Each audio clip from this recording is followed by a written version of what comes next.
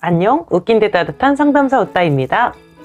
여러분 혹시 주변에 맨날 거울 보면서 지가 제일 예쁜 줄 알고 SNS에다가 맨날 몸매하고 얼굴하고 막 초근접 셀카 찍어가지고 막 올리고 반대되는 말 조금이라도 하면 막 불같이 화를 내면서 그게 아니라고 막 공격적으로 행동하고 그런 사람 본 적 있으세요? 아니면 이 영상을 보고 있는 여러분이 혹시 그런 사람일까? 그렇다면 자기애성을 가지고 있을 수 있어요. 물론 그런 사람들이 다 자기애성 성격장애라고 할 수는 없지만 그런 성향을 가지고 있을 수 있겠죠. 오늘 자기애성 성격장애에 대해서 말씀드려보려고 하는데요. 몇 가지 특징들을 좀 말씀드려볼게요. 첫 번째로는 자기에 대한 과대평가를 합니다. 자기를 굉장히 능력 있고 중요한 사람이라고 생각하는 겁니다. 근데 실제로 그 모임 가운데 이 사람이 그 정도로 중요한 사람인가, 실제로 이 능력이 그렇게 대단한가, 요거는 타인의 평가를 들어보면 알 수가 있거든요. 다른 사람은 그 사람을 그 정도로 인정하지 않아. 근데 나 혼자 그러는 거야. 이러면 자기애성 성향을 가지고 있는 거예요. 두 번째 특징은 겉으로 보기에는 자존감이 굉장히 높아 보이지만 사실은 자존감이 굉장히 낮아요. 여러분 혹시 그런 말 들어보셨어요? 열등감이 있는 사람은 잘난 척을 많이 한다. 내 안에, 내 내면에 깊숙이 인정받지 못하고 열등의식이 있기 때문에 너 왜 나 인정 안 해? 너 인정하란 말이야? 하면서 자기의 그런 어떤 능력 같은 것들을 더 과시하기도 하는 거예요. 인정을 받기 위해서 말이죠. 그렇게 인정을 갈구한다는 자체가 이미 열등감이 굉장히 깊다는 거거든요. 세 번째 특징은 성공과 실패에 대한 귀인 양식이 좀 차이가 있습니다. 귀인이라는 말은 원인을 찾는다는 말이죠. 보통 이제 성공을 했을 때는 와, 우리 이렇게 잘해가지고 성공을 이루었다, 참 보람이 있다 이러고, 실패했을 때는 아, 상황이 좋지 않았나 보다, 혹은 내가 실수했나 이런 생각을 보통은 하죠. 그런데 우리 자기애성들은 그 반대로 성공을 하게 되면 역시 내가 잘나서 성공을 한 거야 라고 하고, 실패를 하게 되면 네 탓이야, 네가 잘못해서 그런 거야, 네가 없었으면 성공을 했을 거야, 이런 식으로 이제 하게 돼요.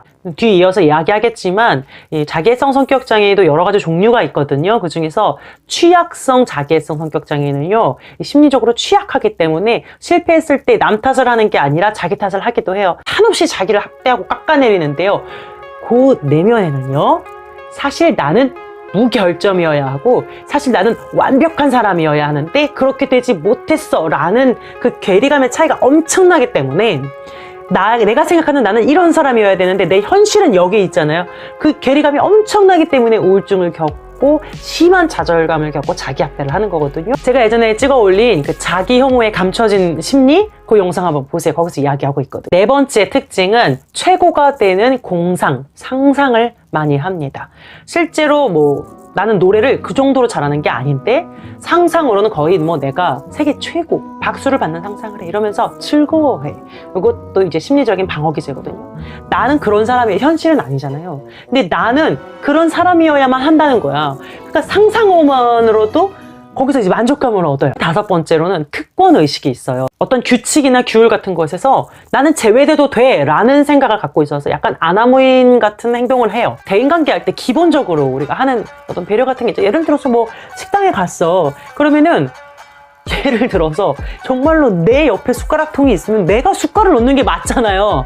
안 해. 여섯 번째 특징은 지나친 자기 과시. 아무도 안 물어봤는데 혼자 자신의 능력과 성과에 대해서 계속 TMI 계속 얘기하는 거예요. 자랑을 해요.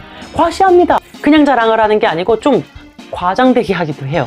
그러면서 내가 지금 과장하고 있으면서도 거기에 심취해서 과장하고 있다고 생각하지 않고 그 자체가 나라고 생각하면서 자기애가 더 강화돼요. 일곱 번째 특징은 강한 분노와 적대감을 느껴요.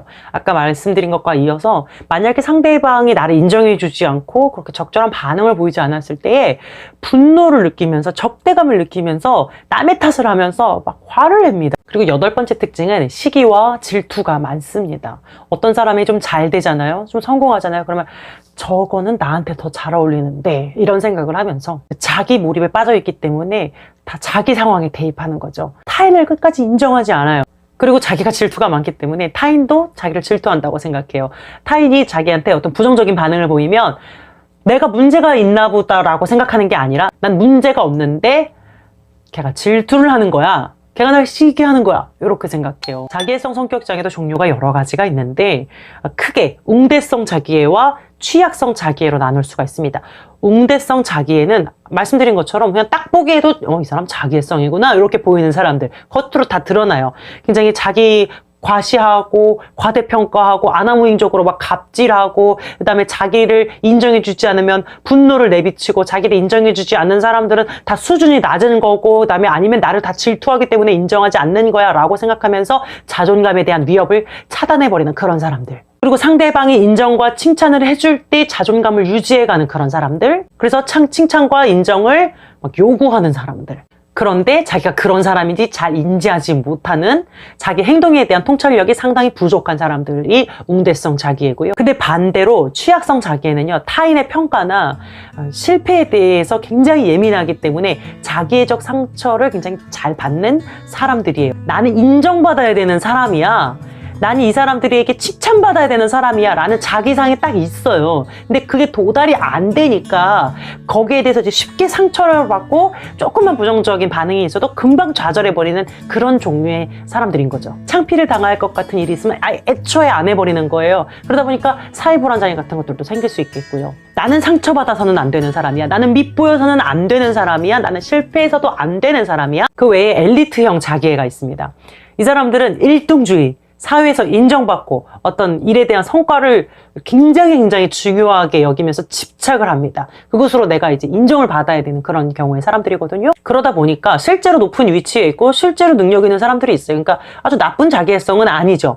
다만 좀 공감 능력이 떨어져서 그렇지. 자기애성 성격 장애는 이 뇌에서 공감 능력을 담당하는 부분이 더 작다고 해요.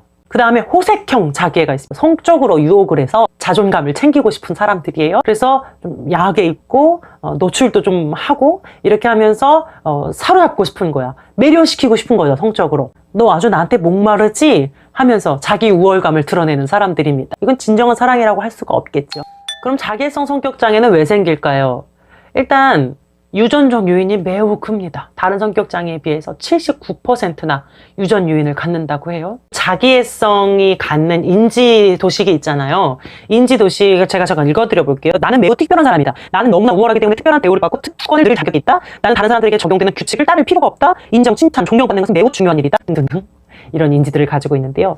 이런 인지를 갖게 된 성장 배경이 있어요. 그건 뭐냐면 단연코 첫 번째는 과잉보호입니다. 어떤 좌절도 경험해 본 적이 없고 어떤 실패도 경험해 본 적이 없어요. 그러다 보니까 나는 반드시 이렇게 완벽한 사람이어야만 해. 이런 도식이 갖게 되는 거예요.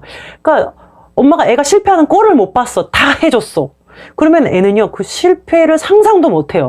내가 어떤 잘못을 해도 우리 부모님은 다 눈 감아줬고 나의 어려움을 다 해결해줬기 때문에 세상에 나가서 타인도 나를 그렇게 대해야 된다고 생각하는 거야. 그러다 보니까 아나무인적인 행동을 하는 거예요. 넌 당연히 응당 나한테 그렇게 대우를 해야지 라는 식으로 사람을 대한다니까요. 소위 싸가지가 없다. 너무 심한 말인가? 배려심이 없다. 근데 완전 반대로 부모로부터 어렸을 때 완전 거부를 당했거나 아니면 심각하게 따돌림을 당했다. 어렸을 때 적절하게 이제 수용된 경험이 없다 하면은 그것도 극단적으로 자기애성이 될 수가 있어요.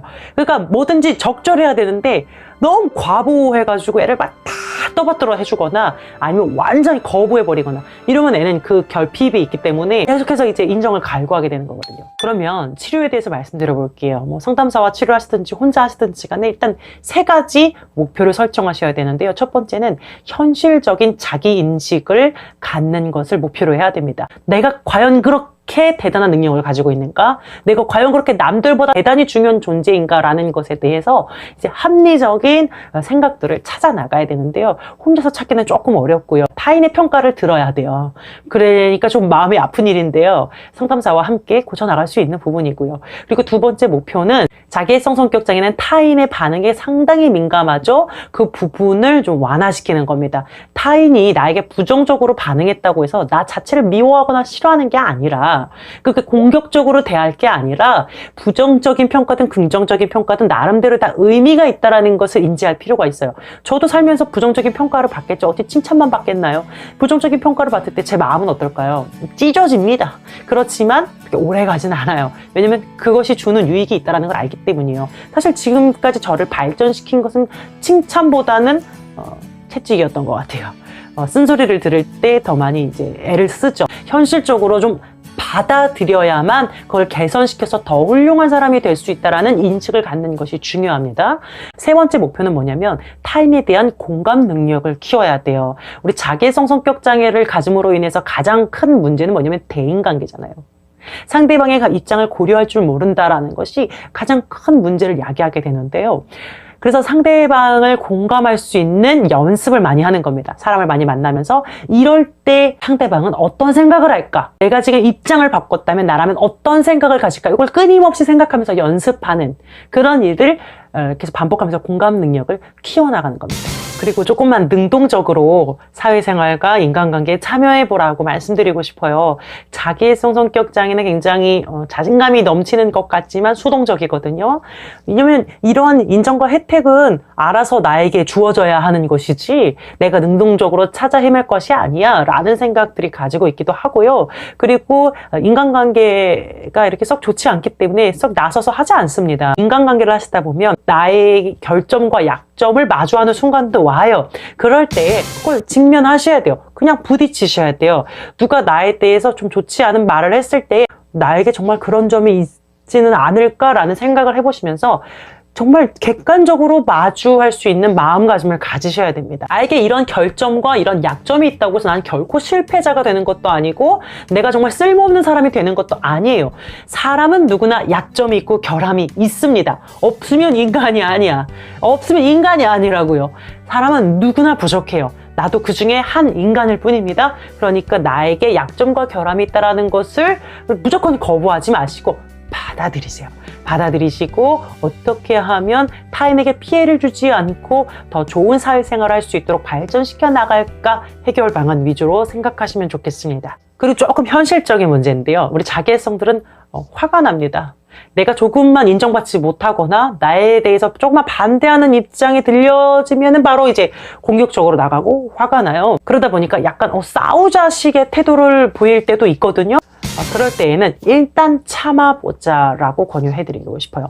일단은 참자. 그리고 집에 와서 그 힘들었던 감정에 대해서 정리를 해보는 겁니다. 나는 도대체 왜 그때 화가 났을까? 그 말이 그 정도로 화가 나는 말이었을까에 대해서 정리를 해보시고 객관적으로 한번 바라보시는 연습을 하는 거죠. 승질나 죽겠는데 그게 됩니까? 됩니다. 자꾸 연습하시면 됩니다. 제가 어떻게 이렇게 호언장담하냐고요? 경험을 했기 때문이죠.